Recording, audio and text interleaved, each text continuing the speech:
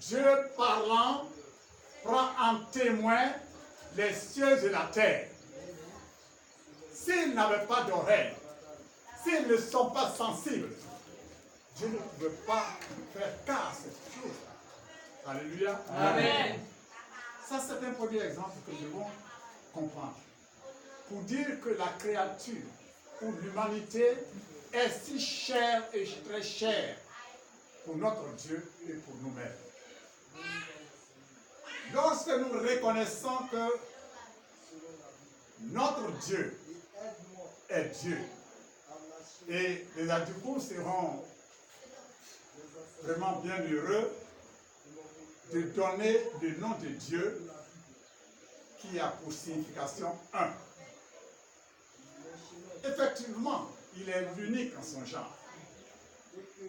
Donc, comme je le disais tout à l'heure, si la terre a des oreilles, vous prêtez l'oreille à la parole de Dieu, toi qui es créé à l'image de ce Dieu, créateur de l'humanité, selon la Bible, tu es créé à l'image de Dieu et à la ressemblance de Dieu. Alors, toi aussi, tu peux parler à la terre.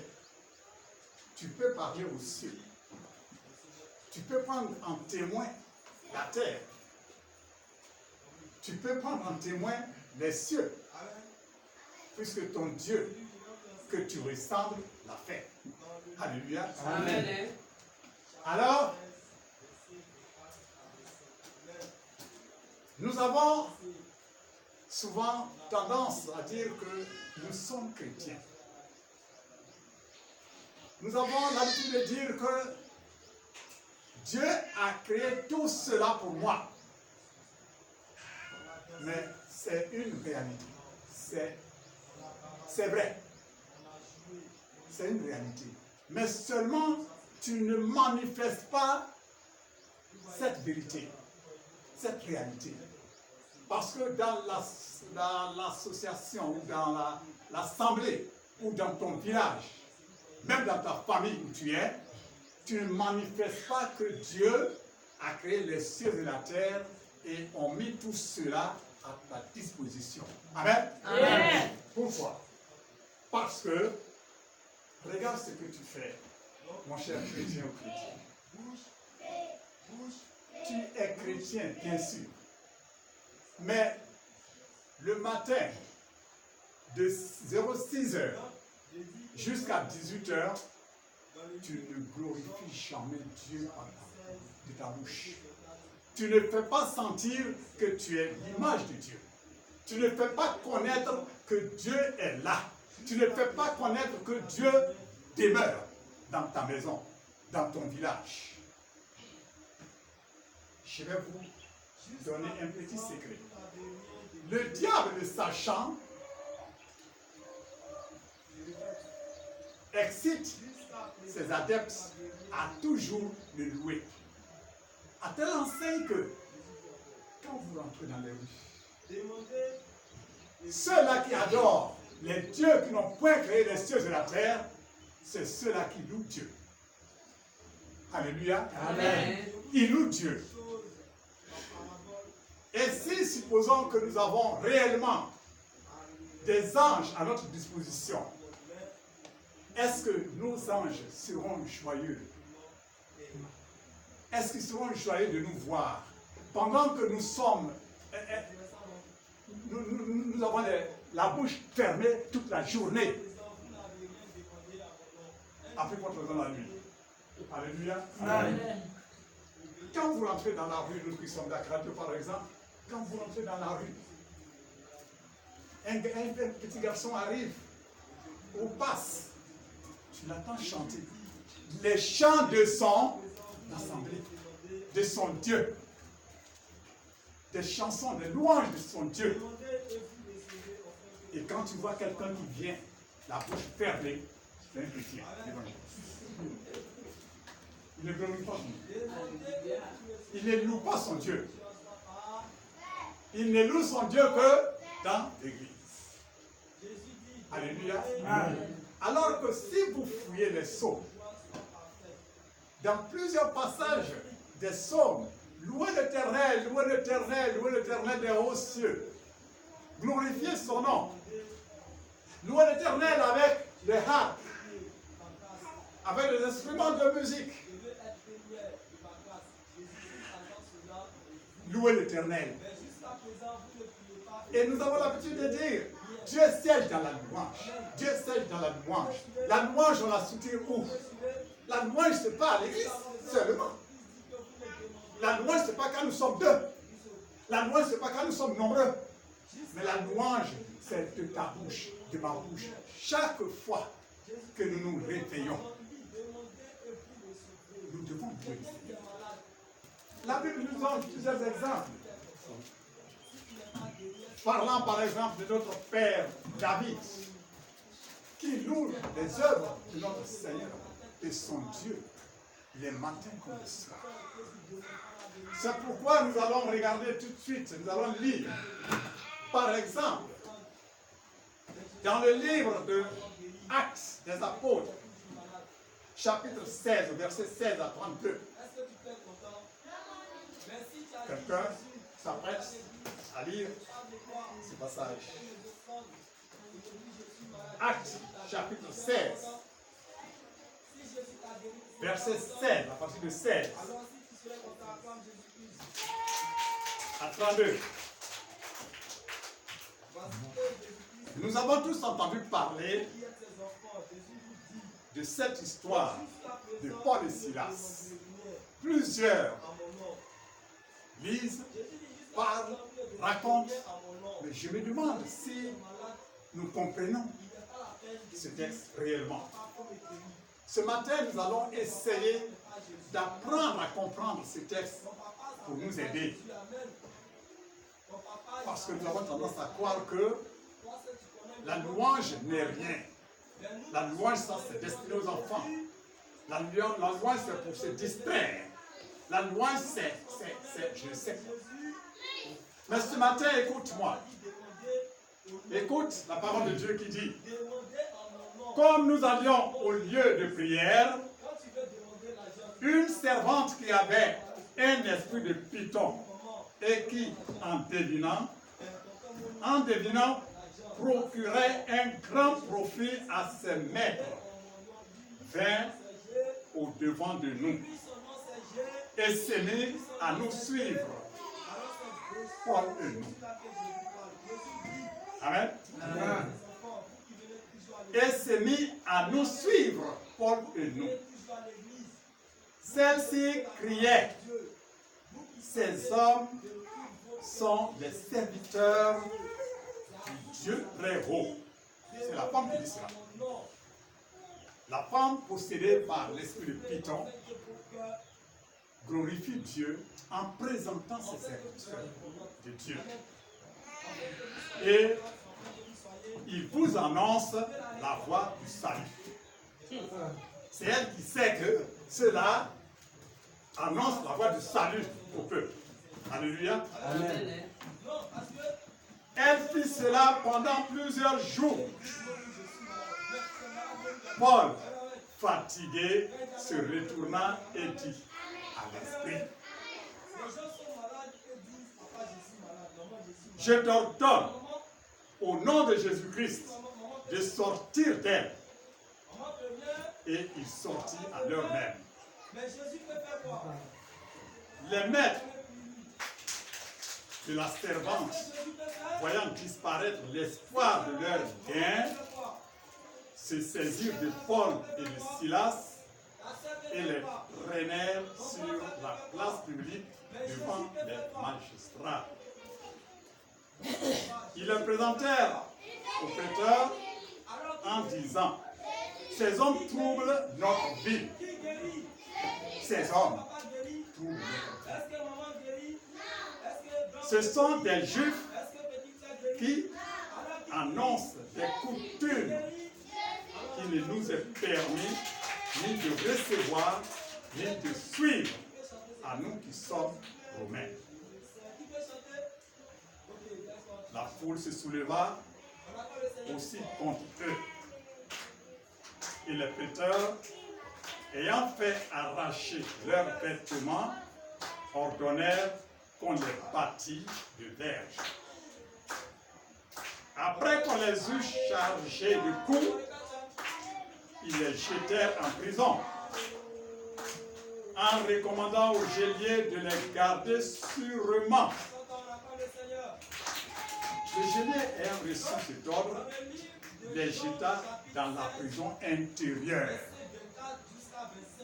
Dans la prison intérieure. Et leur mit les sept aux pieds.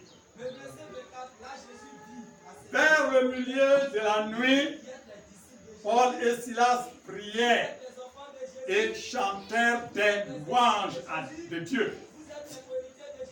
Et les prisonniers les entendaient.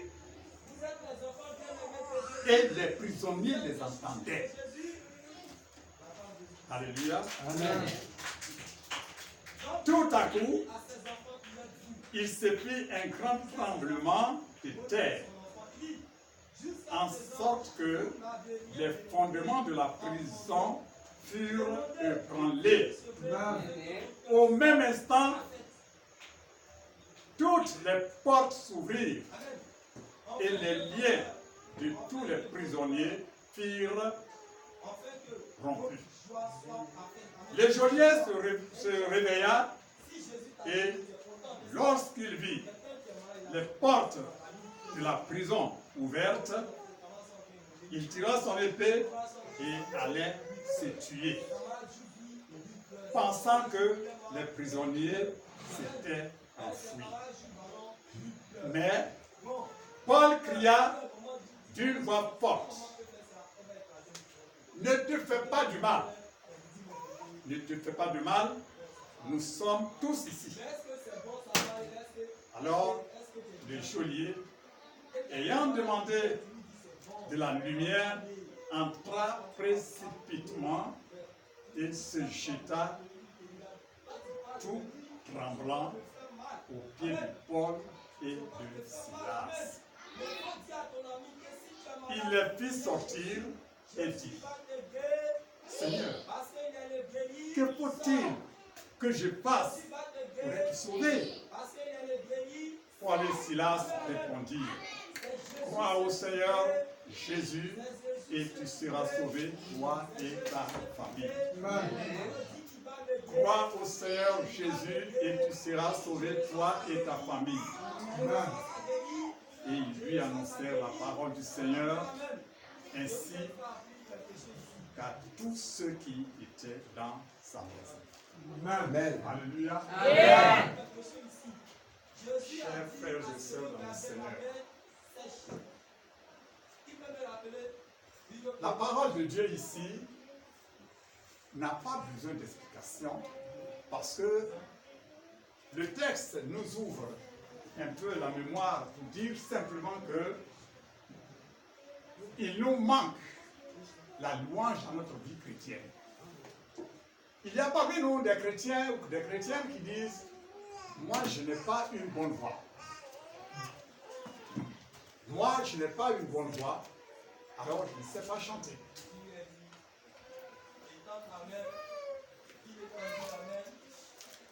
Mais à ceux qui ont fait des études de musique peuvent nous aider à comprendre que si toutes les voix étaient bonnes, il n'y aura pas de multiples voix dans la musique. Dans la musique, je pense que si je ne connais pas grand chose, il y a le ténor. Et pardon, en commençant par la soprane. Il y a l'alto, le ténor, la basse. Mais au-delà de ça, il y en a encore la basse, mi-basse. Dans la soprano, il y a la soprano soliste. Il y a généralement 7 voix. Mais est-ce que toutes ces voix sont les mêmes choses? Pourquoi dis-tu, je n'ai pas de bonne voix? Tu as une voix, bien sûr, mais elle n'est pas bonne. Tu juges Dieu. Dieu ne t'a pas donné une bonne voix. Alors tu ne peux pas le louer. Alléluia. Tu ne peux pas le louer parce que tu n'as pas une bonne voix. Ce n'est pas de cela que nous voulons parler ce matin. Nous voulons dire ce matin Regardons un peu autour de nous. Comment ceux-là qui adorent les dieux qui n'ont point créé les cieux et la terre louent leur Dieu à chaque moment, à tout venant, partout où ils sont. Ça fait que la nature est éveillée. Alors que c'est toi qui dois faire réveiller la nature. C'est toi, c'est toi. C'est toi qui es chargé de dire à la terre quelque chose par quelques mois. C'est toi qui as besoin de dire merci à Dieu en ce matin pour que ces herbes, ces feuilles puissent se ressaisir et jouir de la vie que Dieu leur donne. Car la Bible a dit que il te donne tout cela. Domine-les. Supposons que nous ayons au-devant de nous un maître. Nous sommes des élèves, nous avons au-devant de nous un maître. Le maître arrive, peut-être s'il a trop dit, bonjour mes enfants, bonjour monsieur. Voilà, sa chaise et s'assoit. De 8h à midi. De 8h à midi. Je pense que le même jour seulement, les enfants diront comment? Les enfants diront, notre maître là, il ne parle pas. Il parle pas. La louange est une chose naturelle. Depuis la création. Je ne connais pas grand chose, mais je pense que dans la Bible, à partir d'Exode, nous voyons ce qu'a fait la louange dans la vie des hommes. Alléluia. Amen. Voyons un peu dans le livre de Matthieu. Pourquoi me dit ça? Parce que je vois un peu mal. Dans le livre de Matthieu, chapitre 21, verset 10 à 16. Quelqu'un dit, plus doucement. Matthieu chapitre 21, verset 10 à 16. Il a parlé du Seigneur Jésus. Amen. Lorsqu'il entra dans Jérusalem, lorsque Christ entra dans Jérusalem, toute la ville fut émue. Toute la ville fut émue. Et l'on disait, qui est celui-ci? Qui est celui-ci? La foule répondait, c'est Jésus. À la question, c'est Jésus. Le prophète de Nazareth. Le prophète de Nazareth. Chapitre 12, verset 12. Jésus entra dans le temple de Dieu. Écoutons bien, Jésus entra dans le temple de Dieu. Il chassa tous ceux qui vendaient et qui achetaient dans le temple. Parce que là, ce n'est pas le marché. Il renversa des tables des changeurs. Il renversa les tables des changeurs. Et les sièges des vendeurs de pigeons. Et il leur dit. Il est écrit, écoutons. Ma maison sera appelée une maison de prière. Mais vous, vous en faites une caverne. Vous en faites de ma maison une caverne de voleurs. Des aveugles et des boiteux s'approchèrent de lui dans le temple.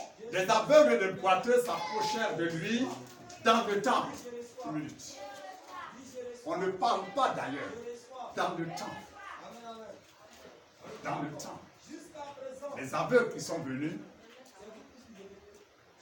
ont demandé que Jésus passe en sorte qu'il recouvre la vie. Ce n'est pas ailleurs, ils n'ont pas attendu. Continuons. Et il est guéri. Les aveugles, les boiteux. Mais les principaux sacrificateurs et les scribes, furent indignés à la vue des choses merveilleuses qu'il avait faites. Lorsqu'ils ont vu des choses merveilleuses que Jésus faisait. Et des enfants qui criaient dans le temple. Et là où je vais en venir, et les enfants qui reprenons ça un peu. Des enfants qui criaient dans le temple. Les enfants qui criaient dans le temple. Hosanna, Hosanna. Comment? Au fils de David. Au fils de David. Les enfants qui... Les enfants qui criaient dans le temple. Les enfants qui dans ce temple-là, Hosanna, étaient là aussi criaient. Hosanna, Hosanna au fils de David. Pourquoi les enfants criaient ainsi? C'est parce que papa, maman ont crié ainsi. Alléluia. Allons-y. Verset 16. Verset Tu lui 16. dis, Il lui dit, entends-tu ce qu'ils disent? les sacrificateurs disent à Jésus, tu entends un peu ce qu'ils disent de toi? Lui, il leur répondit Jésus. Oui, Jésus dit, oui, j'entends. N'avez-vous jamais lu ces paroles? Vous n'avez jamais vu ces paroles? Ces paroles-là, c'est écrit. Tu as tiré des louanges de la bouche des Tu as enfants tiré des louanges de la bouche des enfants et de ceux qui sont à la mamelle. et de ceux qui sont Ah, là. Seigneur.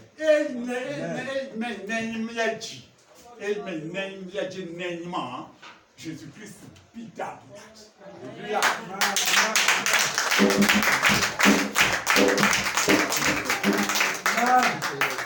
Ces enfants criaient Hosanna, Hosanna, parce que les parents ont déjà manifesté cette joie, ont déjà glorifié Dieu à leur présence. Ils en sont témoins. Et puisque ils ont appris de leurs parents, ils le font. Mais et toi? Mais et toi? Nous allons repartir un peu encore. Toujours dans le livre d'Actes des Apôtres. Où nous allons commencer. On va lire mot à mot et nous allons terminer comme ça. Qu'ai-je dit? Actes de l'Apôtre chapitre 16, verset 16 à 32. Allons-y, doucement. Comme nous allions au lieu de prière, Comme nous allions au lieu de prière, une servante qui avait un esprit de python, une servante qui avait un esprit de python, et qui en divinant et en divinant, procurait un grand profit un grand profit à ses maîtres. à ses maîtres. Vous savez pas. Regardez. Quand vous ne louez pas votre Dieu, quand on ne vous entend jamais chanter un cantique, que ce soit à l'église, que ce soit au dehors, que ce soit au chant, que ce soit au bureau, partout ailleurs, on vous connaît. Vous êtes monsieur X, vous êtes madame Z, mais de votre bouche, on n'a jamais entendu un cantique. Celle-là, mais elle est douce. Quel Dieu est là-dedans? Qu'est-ce qu'elle fait? On n'a jamais entendu parler. On n'a jamais entendu parler, chanter. Continuez. Vint au-devant de nous et se mit à nous suivre. Paul et nous, elle criait, ces hommes sont les serviteurs du Dieu très haut. Ces hommes sont les serviteurs du Dieu très haut. Pierre et Paul et Silas n'ont pas besoin de cela. Mais dis-toi que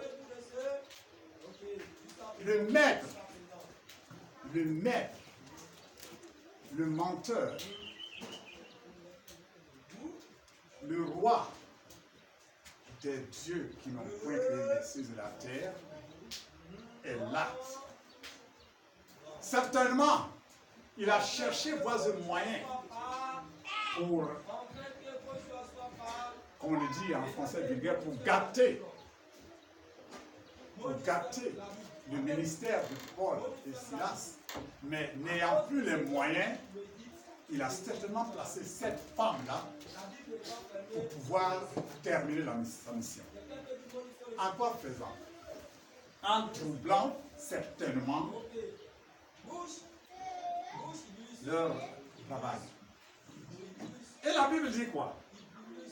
C'est elle maintenant qui prend la place au devant et qui dit: ces hommes sont des serviteurs du Très-Haut. Ces hommes sont les serviteurs du Très-Haut. Ils vous enseignent le salut. Ce que vous dites là, c'est le salut, hein? Écoutez. Mais est-ce qu'elle est prête pour le salut?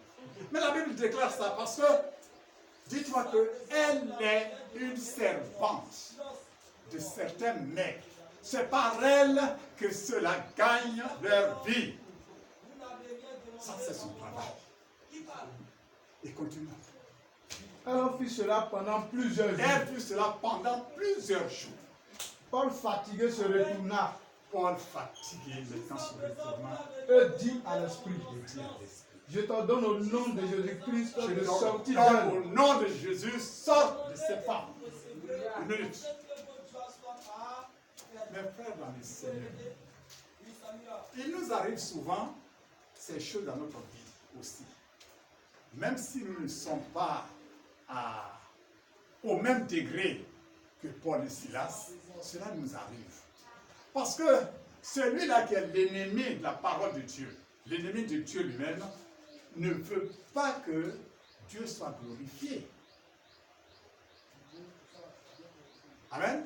Amen. C'est pourquoi il faut, comme le monde le dit, mettre les bâtons dans les roues, pour que rien de bon ne soit pour Dieu.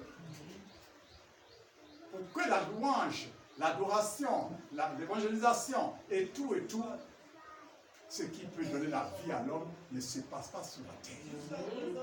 C'est pourquoi dans Ésaïe, Dieu lui-même prend en témoin les cieux et la terre. Terre, prête l'oreille. Cieux, écoutez. Écoutez que je parle à mes enfants. Maintenant, je vais parler. Ce matin, c'est la même chose. Dieu te parle maintenant. Tu l'adores, ici. Tu fais tes dîmes. Tu payes tes offrandes correctement. Mais loue-le un peu. Alléluia. Amen. Loue un peu ton Dieu quelquefois. Moi, je n'ai pas une bonne voix. Je ne sais pas si nous connaissons ce que c'est que la voix. Non. Tu as une bonne voix. Amen. Quand quelqu'un n'a pas une bonne voix, il y a un nom. Je vais l'arriver. Allez-y. Et il sortit alors même. L'esprit est sorti. Continuons. Les maîtres de la servante, voyant disparaître Les maîtres. l'espoir de leur gain, Merci de te dire. Les maîtres de cette femme-là ont vu que, oh, c'est fini. Et vraiment, leur Dieu est fort. Il a gâté notre affaire. L'esprit est sorti de la femme. La femme va se voir délivrée. Et qu'est-ce qui m'arrive? Et puis c'est comme ça que je suis habillé. Eh Seigneur, merci. Disant Seigneur, merci déjà, qu'est-ce qu'elle va faire? Elle rejoint Paul et Silas. Alléluia. Amen. Il a gagné un. Attends ici.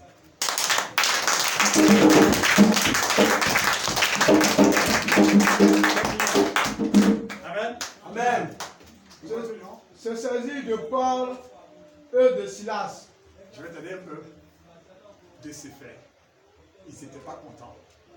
Ils les ont saisis. Ils les ont emmenés devant, je dirais, la justice. Et qu'est-ce qu'ils disent? Ces hommes-là troublent, tu me suis, hein? Ces hommes-là troublent notre vie. Et puis d'ailleurs, ce sont des juifs. Ils sont venus pour troubler notre vie avec des pratiques ou des coutumes qu'il ne nous est pas permis de pratiquer, de suivre, de respecter. Alléluia. Amen. Tu peux t'asseoir. Pourquoi je veux m'arrêter là un peu pour dire simplement que regarde, la Bible dit ici, d'ailleurs ce sont des juifs. Ceux-là, ils ne sont pas des nôtres. C'est des juifs, ils viennent troubler notre vie avec des méthodes, une vie qui ne nous est pas permis de vivre, ni de suivre, ni de regarder. À plus forte raison, vivre. Mais toi, pourtant, tu es dans une famille, dans un milieu où tu as un Dieu. Tu dis que tu adores Dieu. Je suis de l'église évangélique. Je suis un évangéliste. Je suis un évangéliste. Je suis un pasteur. Je suis un apôtre. Je suis un... Et pourtant, voilà, ceux-là disent que... Non, je ne sais pas. Qu'est-ce que vous ne comprenez pas? Je ne sais pas qu'est-ce que nous n'avons pas dit encore. Qu'est-ce que la Bible dit? Donnons une liberté à notre vie.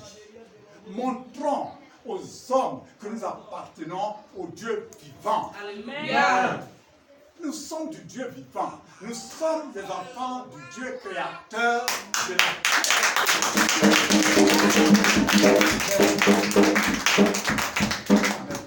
terre. Jusqu'à ce que on te lie,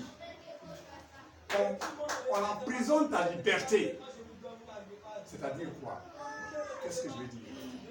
Tu n'es pas libre en tant que chrétien.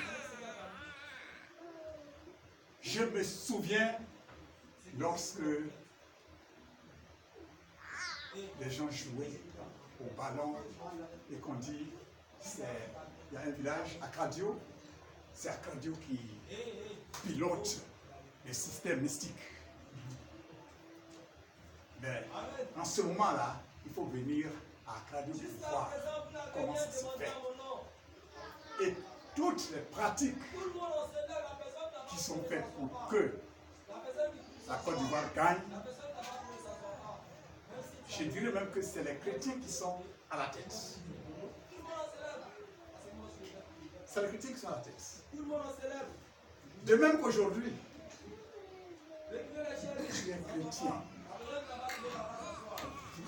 mais une bouche fermée. Sauf le dimanche, quand on te voit traverser un petit couloir, on se dit, ah, celui-là, il est, ah oui, où il va, ah oui, je vois. Il est de l'église, hein, Bethesda, hein.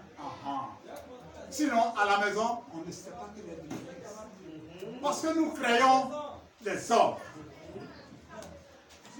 Si chaque matin ou chaque soir, nous ouvrons la bouche pour louer le Seigneur, les gens nous diront, oh, toi aussi, chaque fois c'est toi. Oh.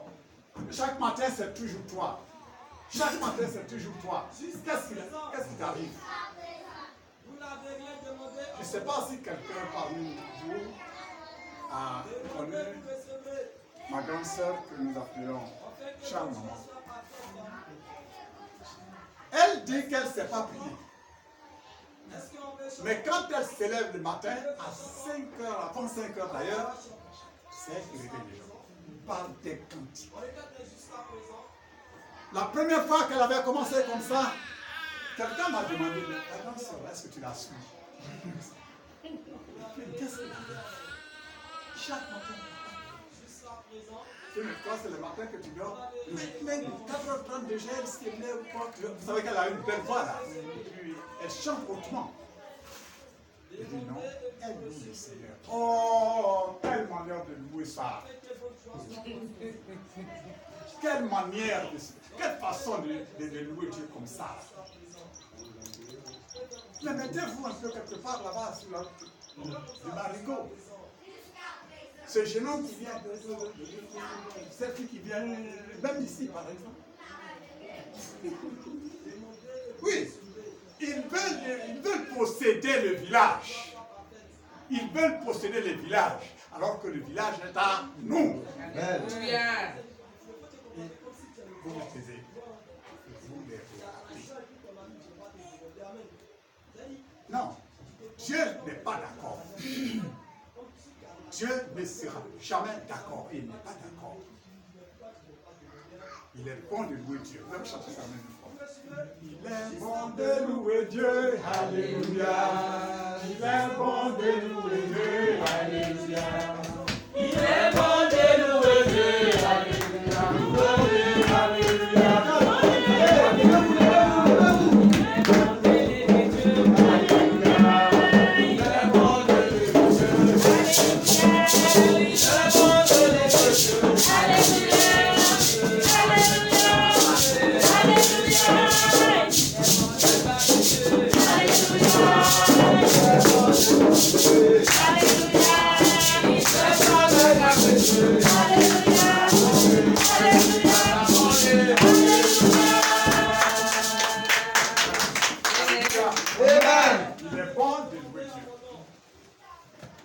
dépendent de Dieu.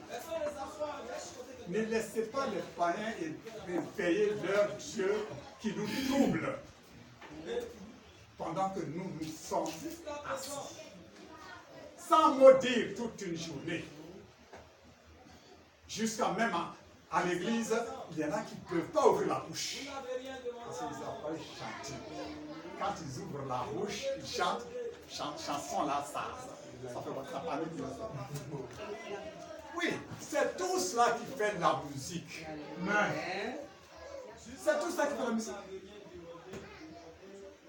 Ne considérons pas que ce que nous disons là, ça c'est affaire de... Puisque tu n'es pas pasteur, tu n'es pas évangélique, tu n'es pas docteur, tu n'es pas apôtre, alors ça c'est quel travail? Je peux vous ouvrir une parenthèse. Dans le livre de Néhémie, chacun pouvait prendre Néhémie. Chapitre 11, versets 17 à 19 seulement. 17 à 19. Néhémie, chapitre.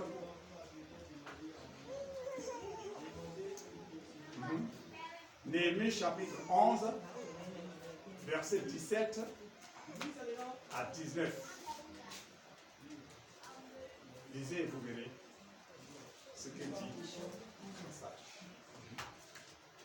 Je pouvais vous dire de lire à la maison, mais pour ceux qui ne savent pas lire, j'aimerais que vous lisiez maintenant. Ma fille, tu peux aller, allez-y. Néhémie, chapitre, j'ai dit 11, verset 17 à 19. Ma fille, tu peux lire, c'est toi qui as posé la question à moi.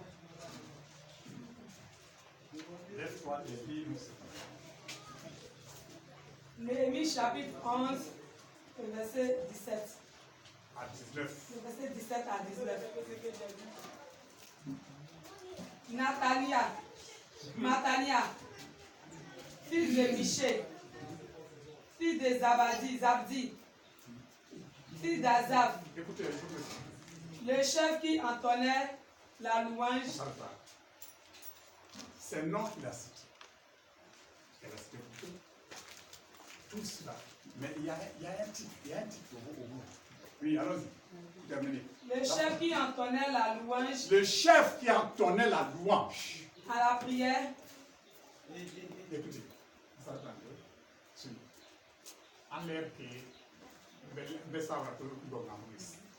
Si la musique ou autre chose que être pasteur, évangélique, apôtre, seul serait bon ou bien serait honorable dans l'église, la Bible n'allait pas souligner ces choses.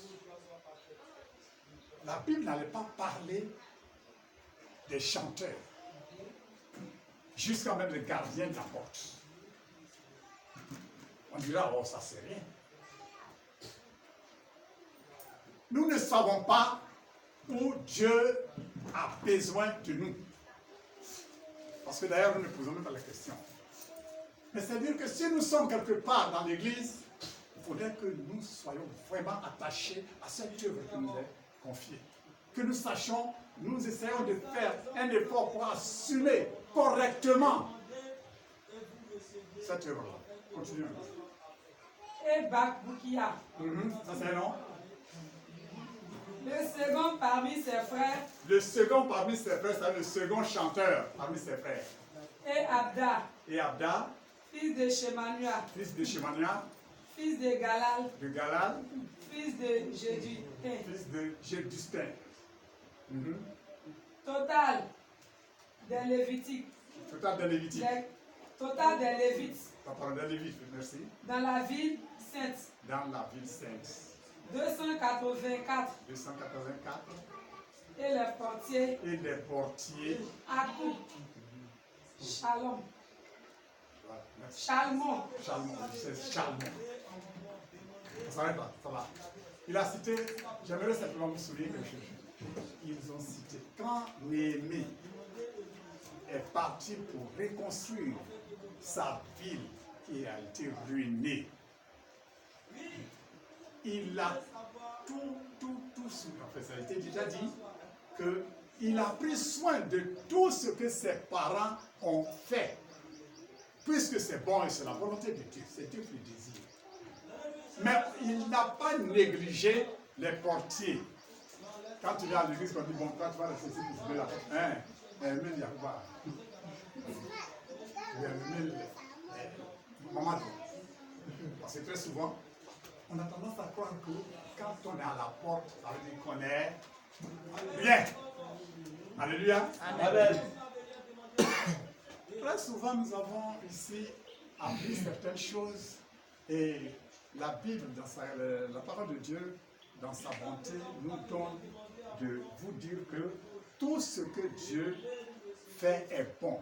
Tout ce que Dieu planifie dans son assemblée est bon. Alléluia. Amen. Donc ce matin, je voulais terminer pour dire que chacun de nous doit prendre maintenant conscience et considérer la louange de Dieu. Louange à Dieu, c'est très, très, très important dans la vie d'un chrétien. Et je termine par l'interprétation d'un petit témoignage de Pasteur Pac. Quand il mourait, j'ai dit la première mort, parce qu'il est mort et puis il est revenu. Il disait qu'il a été conduit par des anges. Il partait et en partant à une vitesse, je dirais même spéciale, ils sont arrivés à un point où ils voyaient bien une belle ville vraiment indescriptible. Mais il y avait une porte. Et cette porte est fermée. Écoutez-moi bien. Et lui qui n'avait pas, qui n'est pas du ciel, les anges lui demandaient d'ouvrir la porte. Quelqu'un de la terre, ils sont venus chercher pour aller au ciel. Arrivé au ciel, demande à notre pasteur, ouvre. Mais, pasteur, comment cette porte va s'ouvrir? Comment je vais l'ouvrir? La clé de cette porte, là, vous voyez, c'est quoi? C'est Alléluia. Amen. C'est toi qui l'as dit. C'est la louange. Les anges lui disent, chante. Et c'est facile pour dire en votre langue maternelle pour comprendre. Egnejo. Egnejo. Les anges sachant qu'il ne saura pas chanter, on prie à chanter. On prie en même temps la chanson. Et selon le témoignage, il disait que lorsque les anges ont commencé à chanter, lui aussi chantait en même temps. Alléluia. Amen. L'Esprit enseigne. Et ce n'est pas parce que c'est céleste, hein. Même ici, jusqu'aujourd'hui, c'est le même esprit. Hein. L'Esprit enseigne. Il disait dans son témoignage qu'il a commencé à chanter avec eux et à l'unisson, comme s'il était musicien. Et c'est ainsi que la porte est ouverte. Et j'ajoute pour dire que moi-même, dans mon jeune âge, j'avais un ami de l'église évangélique également, qui ne connaît même pas chanter, même la bidjanaise en tant qu'Ivoirien. Et quand il a connu le Seigneur, 2 ans après, il est tombé malade un jour, et voilà qu'il meurt. Nous avons pleuré. Il est mort ce matin, le lendemain matin, Dieu l'a ressuscité. Alléluia. Écoutez-moi, Dieu l'a ressuscité. Mais ce qu'il a dit, tout ce qu'il a dit, bon, je n'ai pas besoin de raconter ça maintenant, mais ce que j'ai retenu est que, en partant, il y avait 2 anges qui l'escortaient également, et arrivé à un point, il y avait un gardien à une porte. Tout le monde passait. Et lui, à son niveau, la porte est fermée. Selon lui, il dit la porte là était comme la porte automatique vitrée. Il n'y a personne qui manipule cette porte-là. Mais elle se ferme tout seul et elle s'ouvre tout seul. Et à son niveau maintenant, la porte est fermée. Et les anges lui disent, chante. Chante et la porte va s'ouvrir. Moi j'essaie de chanter. Chante un chant à Dieu, la porte va s'ouvrir. Et on lui dit, tu vois cette belle ville-là, tu ne veux pas vivre, hein? Tu ne veux pas venir là? Si tu ne chantes pas, retourne-toi. Il dit, non, moi, je ne retourne pas. Allez, demi-tour. Allez, demi-tour. Il refuse. Et comme il insistait, un ange lui dit, il faut partir. Quand il a regardé, alors l'ange l'a indiqué par la main, je ne sais pas si c'est gauche ou droite, il voyait, lui, son corps, un poteau qui est touché. Il dit, ah non, non, en plus ça là, non. Ah, il n'a plus pas plus. Il dit, voilà. C'est vrai. C'est vrai. Mais je dis, ce garçon-là, quand on dit écoutez chant, chantez chant, ah non. Où il y a chant, alors, vous voyez. Mais encore, si je vous raconte un peu de sa vie, encore un petit moment et il a, voilà, nous disons rétrogradé. Il a rétrogradé. Mais il a été rebelle dans sa rétrogradation. Et qu'est-ce qui est arrivé? Dieu, l'aimant, l'a rendu vieux.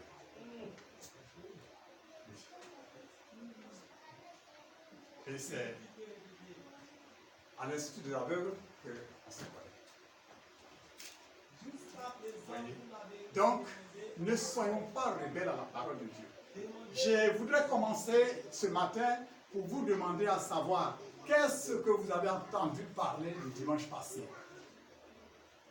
Je vous ai dit ici que moi, le dimanche passé, j'ai retenu quelque chose seulement. Ce que j'ai retenu, je peux le dire dans mon français vulgaire. Quand Dieu a parlé, sans murmure, obéit et exécute en même temps. Exécute en même temps. Donc ce matin aussi, je pense que c'est la même chose pour toi comme pour moi. La parole de Dieu nous dit que même si nous savons prier, si nous savons tout faire, il nous reste quelque chose. C'est là que Dieu vous bénisse. Amen. La louange.